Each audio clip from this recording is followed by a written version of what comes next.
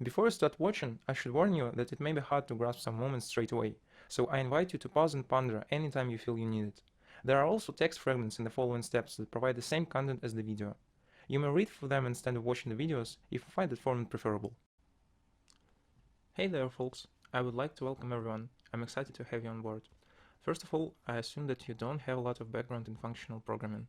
So, to give you an intuition on what the functional programming is, during this lesson I will introduce some concepts that are fairly common seen as the defining properties of functional programming.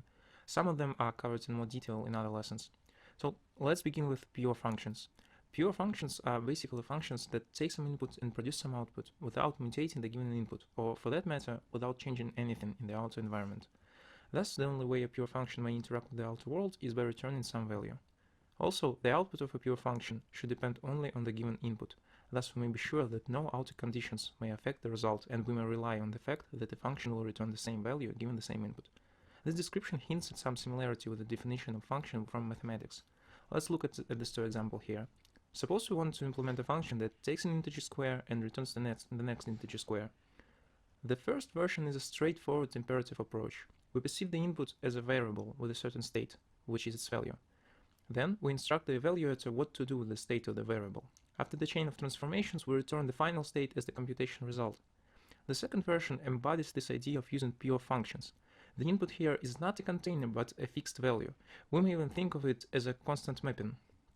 We return the result of application of a number of such pure functions. Notice that in this model there is no state to mutate or transfer. Also notice that the first model is more about giving a sequence of instructions, that is, thinking in terms of how to achieve the result.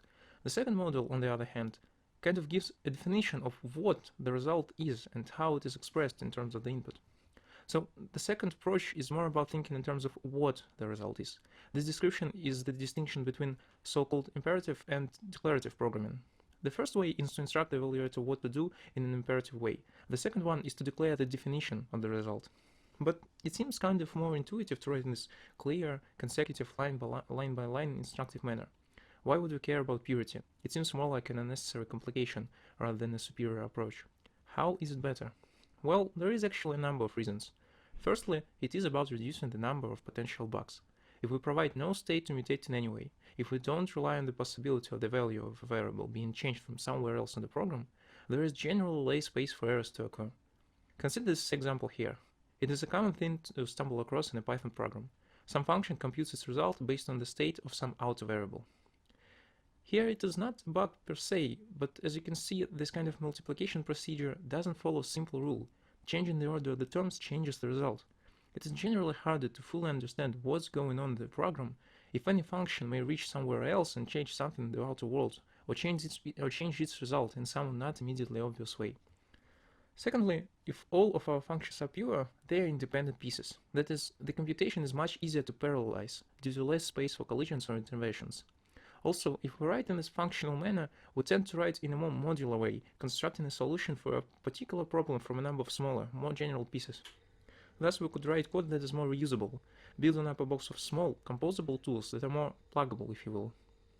Besides, when writing in a declarative style, we're inclined to think problem first. We formulate what the result is, often using some terms that are not defined yet. Then we repeat the same solution designing process to those undefined terms, and so on. Once again, this upside-down solution building pattern helps us to produce code that is more modular, more reusable. I should note straight away, though, that using absolutely pure functions with no side effects are basically any interaction a function makes with the outer world besides of taking input and returning an output, would mean having programs which do nothing useful, since I/O functions, for example, are called specially for their side effects. Any program will inevitably contain functions that are not pure, but that doesn't mean we should not avoid producing more side effects when it is possible. Now, let's discuss the concept of functions as first-class entities. Basically, we call something a first-class entity if we may have such an object returned from a function as a result, or given to a function as an argument. As you are of course aware, Python allows us to operate with functions in such ways, thus giving us a powerful tool for designing problem solutions. Here's just a simple example of using this property of functions in Python. Suppose we'd like to have a function that adds the element of a pair. A pair is a tuple of length 2. Well, it's a child's play to write such a function. But suppose we'd like to have a number of other functions that take multiple parameters adapted in this way. It seems to be a much more scalable solution to write a function that, given a function with some number of parameters, returns a function that does exactly the same but takes the only parameter, a tuple, and returns the result of applying the original functions to the elements of the tuple. Here's a possible implementation. It utilizes the fact that we can take a function as a parameter and return it. Now, I'd like to talk about immutability. You probably know the members of some data types are immutable, that is, they cannot be changed directly from anywhere in the program. Instead, they should be copied, and the copies must be adjusted. But there are also data types that are not so secure in a way. Let's look at that example. As you probably know, the result of applying the list function is not only that some list 2 is assigned a value, but also the mutation of the original list. The latter is probably not a desirable outcome. It doesn't seem to be a problem, since we should just keep track of what we're doing, make sure to copy the data we want to preserve untouched, but that is already a complication. If we have a possibility of mistake being made, such a possibility will grow with the growth of the project, and such a mistake will be harder to reveal and fix properly. This is not how we want our data structures to behave if we care to preserve the purity of our functions for the sake of safety and cleanness of our code. When we write in a functional manner, we don't ask ourselves whether some particular action has mutated some object or not. We know the answer. No, it hasn't. So how do I achieve something like that in Python? Well, let's remember that most of popular custom data types have their immutable analogies. So one possible solution is to create a class that inherits from the original mutable class and adds a method that constructs an immutable object similar to the original. Here's a quick demonstration.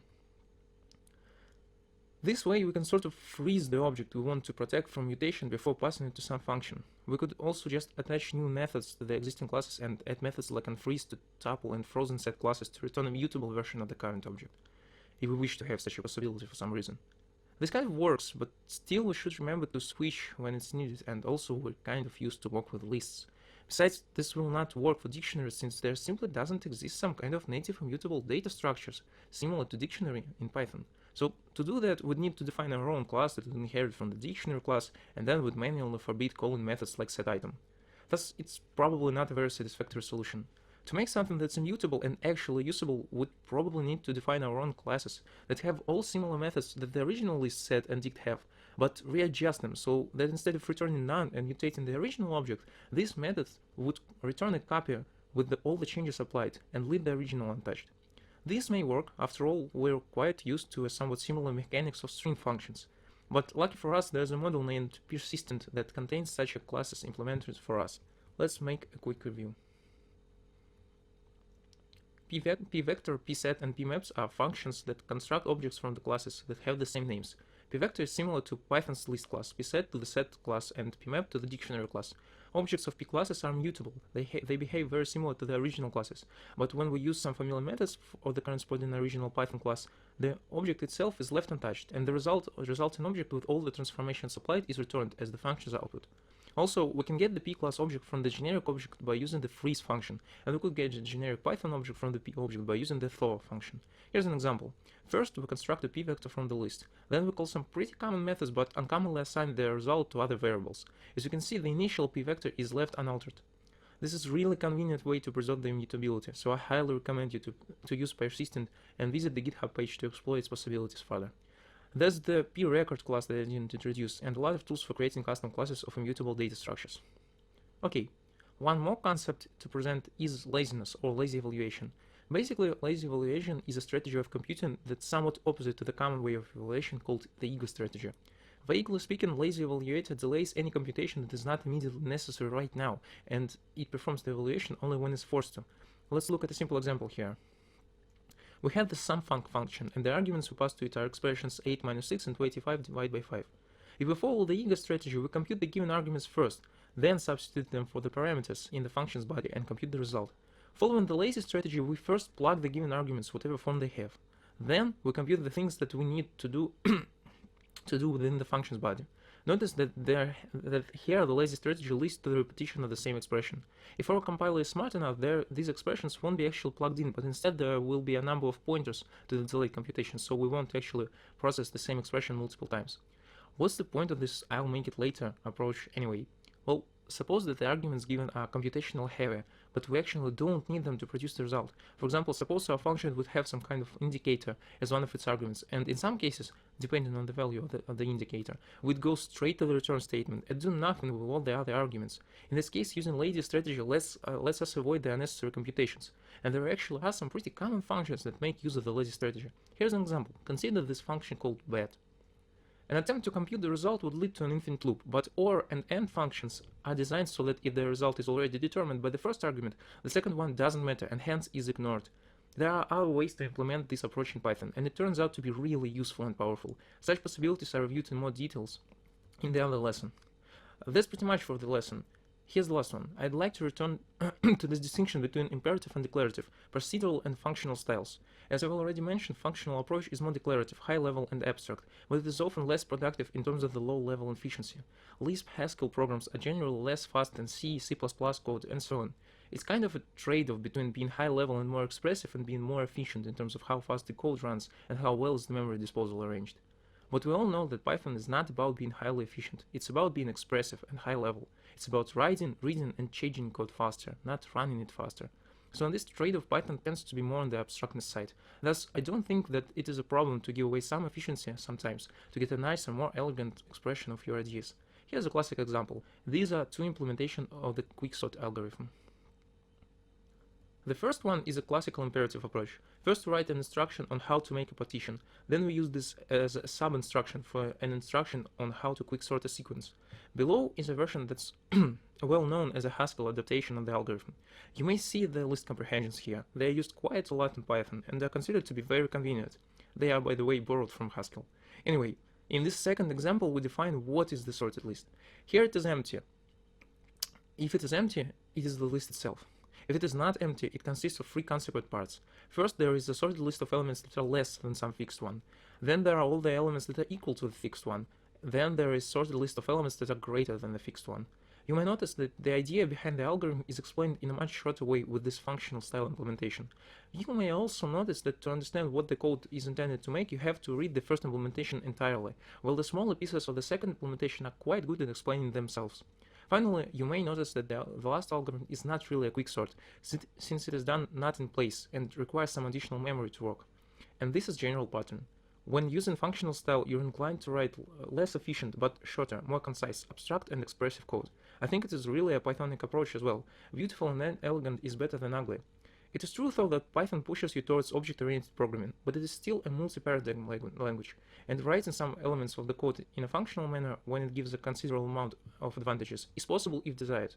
In other lessons, we'll look at some other helpful elements of Python that let you write in a more functional style.